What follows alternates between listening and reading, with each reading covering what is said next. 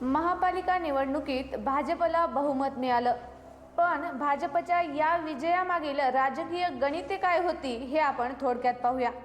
नमस्कार, आपल्या सगळ्यांचे राजमुद्रा न्यूज लाईव्ह मध्ये मनापासून स्वागत। नांदेड महानगरपालिकेच्या निवडणुकीत भाजपने मिळवलेले हे यश केवळ आकड्यांचा विजय नाही, तर तो नेतृत्वावर व्यक्त झालेला जनतेचा ठाम विश्वास आहे, असा सूर सत्ताधारी भाजपच्या खासदारांच्या प्रतिक्रियांतून स्पष्टपणे उमटतो।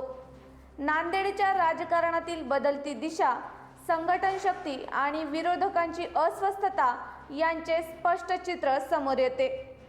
भाजप खासदार अशोकराव चव्हाण, रवींद्र चव्हाण आणि डॉक्टर अजित गोपछडे यांनी एकसुरात मान्य केलेली बाब म्हणजे पंतप्रधान नरेंद्र मोदी आणि मुख्यमंत्री देवेंद्र फडणवीस यांच्या नेतृत्वावर जनतेने शिक्कामोर्तब केले। केंद्र व राज्य सरकारच्या योजनांचा थेट लाभ, विकास कामांची दूरदृष्टी आणि संघटनात्मक शिस्त यामुळे भाजपला अपेक्षित मताधिक्य मिळाले, असा दावा सत्ताधारी गटाकडून केला जात आहे। हा केवळ प्रचाराचा नाही, तर राजकीय विश्वासार्हतेचा विजय मानावा लागेल। या निवडणुकीत विरोधकांकडून सत्ताविरोधी लाट उभारण्याचा प्रयत्न झाला, मात्र तो मतपेटीत उतरला नाही।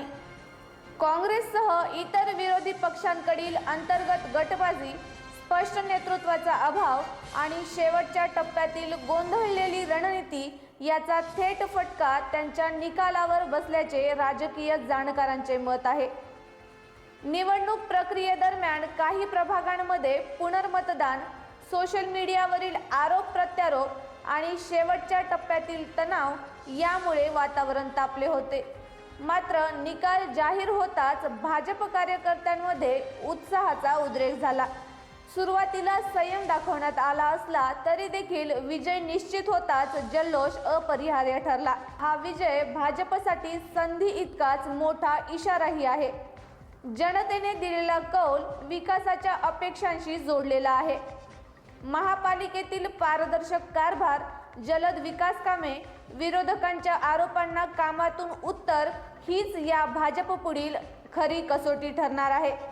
नांदेड महापालिका निवडणूक निकालाने एक गोष्ट स्पष्ट केली आहे, नेतृत्व, संघटन आणि विकासाचा अजेंडा एकत्र आला तर विरोधकांचे राजकारण कितीही आक्रमक असले तरी जनमत वेगळाच निर्णय देते।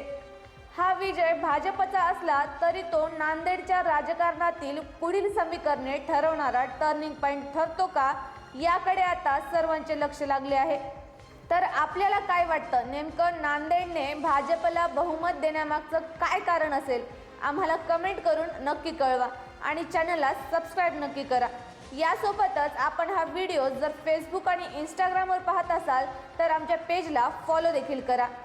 पुन्हा भेटूया नवीन माहितीसह, तोपर्यंत पाहत रहा राजमुद्रा न्यूज लाईव्ह। धन्यवाद।